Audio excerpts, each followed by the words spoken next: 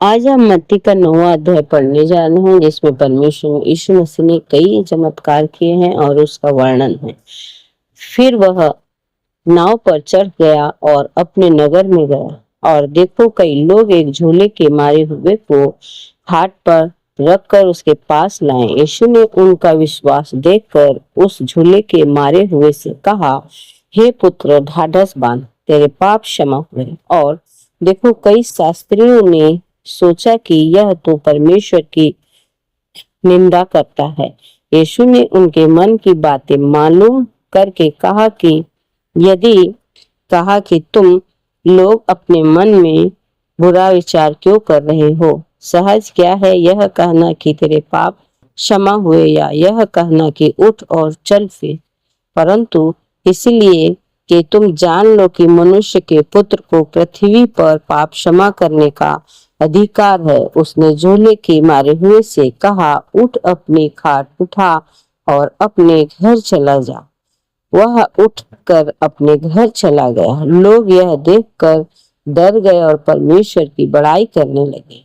जिसने मनुष्य को ऐसा अधिकार दिया है, वह से आगे बढ़कर यीशु ने मत्ती नामक एक मनुष्य को महसूल की चुंगी पर बैठे देखा और उससे कहा, मेरे पीछे हो ले। वह उठकर उसके पीछे हो लिया।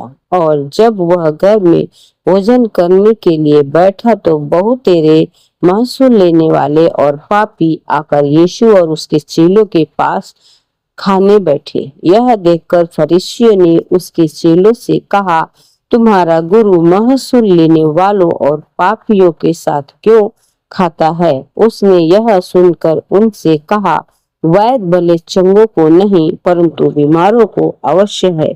सो तुम जाकर इसका अर्थ सीख लो कि मैं बलिदान नहीं परंतु दया चाहता हूँ, क्योंकि मैं धर्मियों को नहीं परंतु पापियों को बुलाने आया हूँ। तब यूहन्ना के चेलों ने उसके पास आकर कहा, क्या कारण है कि हम और फरीसी इतना उपवास करते हैं पर तेरे चेले उपवास नहीं करते। यीशु ने उनसे कहा, क्या बराती जब तक दूल्हा उनके साथ है शोक कर सकते हैं, पर वे दिन आएंगे कि दूल्हा उनसे अलग किया जाएगा, उस समय वे उपवास करेंगे। कोरे कपड़े का पैबंद पुराने पहनाव पर कोई नहीं लगाता, क्योंकि वह पैबंद पहराव से और कुछ खींच लेता है और वह अधिक फट जाता है। यहाँ पर हम मत्ती 9 अध्याय में पढ़े हैं कि परमेश्वर प्रभु यीशु ने कितने चमत्कार किए, झूले के मारे को ठीक किया, और मत्ती को सुसमाचार के लिए बुलाते हैं, अपने साथ सेवा करने के लिए। और कई फरीसियों को भी उनके शब्दों का, उनके वाद विवाद का उत्तर देते हैं। यहाँ पर यीशु मसीह ने जो कार्य किए उनका वर्णन 9वां अध्याय का 1 से 16 तक हम पढ़े हैं।